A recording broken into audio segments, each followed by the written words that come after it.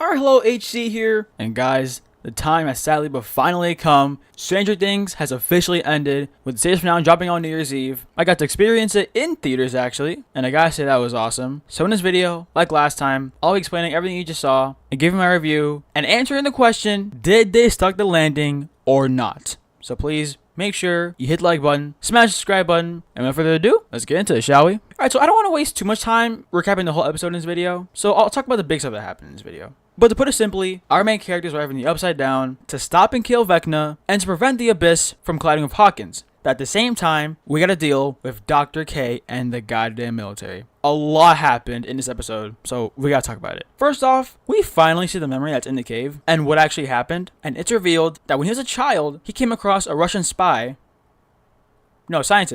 who had a briefcase, and he thought Henry was a spy. So he shot Henry in the hand, leading Henry to fight back and kill him. Inside the briefcase is a mysterious rock that originates from the Abyss and connects to the Mind Flayer. When Henry touches it, it bonds with him, giving him his powers. But then Henry said that the Mind Flayer never controlled him and he never controlled it. He voluntarily joined the Mind Flayer and had become one singular entity. Now besides all that, a lot of insane stuff happened later on. Like Steve almost died, Kali died, 11 died. Oh my god!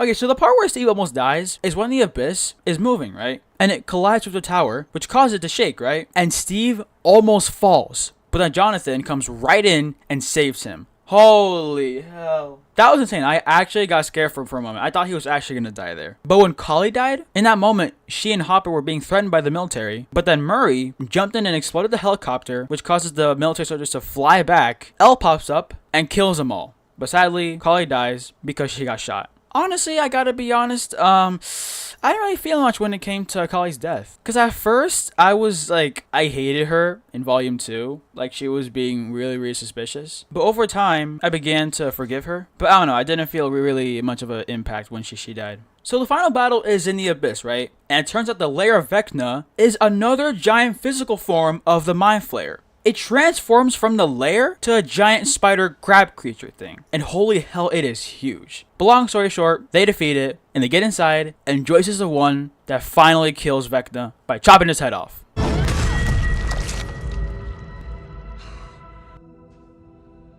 That was insane.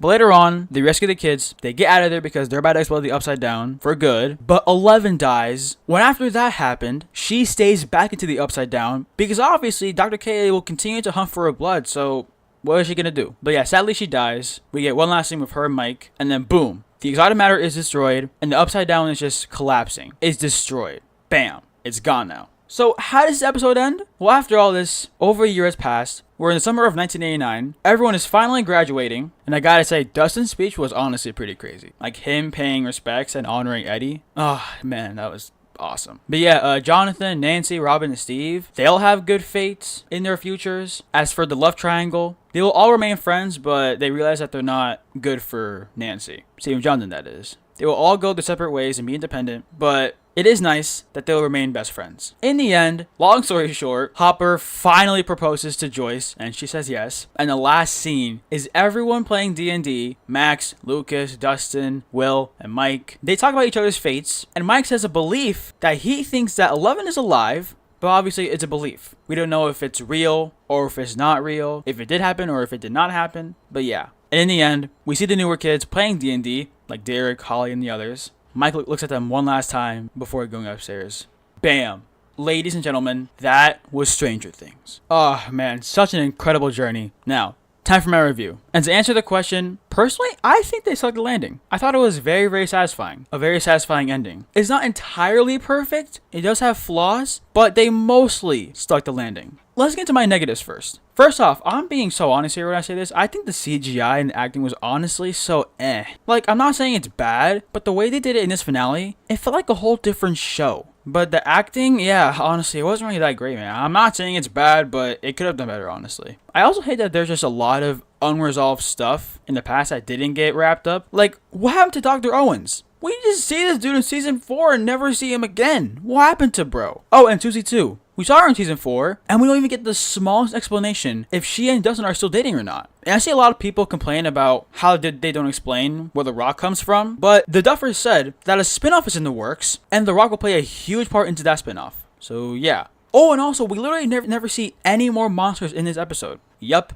Not one Demogorgon, not one Demodog, literally just Vecna and the Mind Flayer, which I do think was awesome, but I feel like the stakes could have been a bit more higher if we had, like, I don't know, an army of Demogorgons and Demodogs to bring more suspense and insanity into the moment. And we also just don't find out what happened to Dr. K after Eleven's death. Like, they just vanished out of nowhere. The Duffers did say that the pregnant woman did die eventually, and then Joyce and Hopper realized that Vecna was their former classmate off screen, which I thought was really stupid. I think them realizing that Vecna was their former classmate on screen would have added a lot to the moment, especially that moment where Joyce kills Vecna. Like, their former classmate becoming the villain that caused the insanity for over, like, years, only for him to get impaled by a giant spike and get beheaded by your other classmate. I feel like that would have been a lot more better if Joyce had realized at some point in the season, or in that moment, that Vecna was Henry Creel, their former classmate. But yeah, Dr. K, she's, like, pointless now. I also feel like there was a lot of plot armor in this episode. Like, when they were building up to this finale, like, a lot of us thought that they were going to expect someone like Steve to die, but nope. Instead, they all survived, and we got fake out scenes just to scare us. Like Steve, for example, and Dustin, for example. I felt like when Ted and Karen were attacked in episode 2, and they survived after that, I instantly knew that no one was going to die this season. Okay, look, it's not that I want someone to die. I just feel like it would have been a lot more emotional if someone else besides Kali and Eleven did die. Like Steve and Jonathan, for example. Their characters were really important throughout the whole show, and I feel like it could have been a lot more emotional if one of the two did die. But overall, those are really my negatives for this episode. I think they sucked landing in this episode, guys. This finale has such an emotional and bittersweet ending that is just so satisfying to me. Because literally, we've grown up with these kids. And seeing the newer kids play D&D is a perfect way to say goodbye to these old characters and have the newer characters be interested in this. You get what I'm saying? But yeah, honestly, everybody just has satisfying character arcs and happy endings. Like Mike and the gang, Steve with his baseball team, Jonathan with his movie, Nancy being a journalist, and Robin staying in Hawkins. I think she'll stay with Vicky. And Hopper and Joyce too. I thought it was a perfect way to close their chapter together and start a new one. But yeah, overall, guys, I thought this was a perfect ending to Stranger Things. It did have flaws, but honestly, it did not ruin the amazing experience I had when I watched this in theaters. It wasn't perfect, but it did pay off both its plot and the character arc so well, and it gave us the kind of emotion that the show is always so good at, while giving us the excitement, horror, and suspense and comedy in the best way possible. But guys, yeah, that was my honest review on the finale for Stranger Things. But before I end the video, let me say one final thing. Stranger Things 5 is a season that I really liked, but not as much as the other ones. I thought the finale was perfectly well made, but with some small issues that I can pass by. The finale is a 7.5 out of 10, 4 stars, and the season as a whole is also a 7.5 out of 10 with 4 stars. And my final ranking for all 5 seasons is number 1, season 4, number 2, season 1, number 3, season 3, number 4, season 5, and number 5, season 2.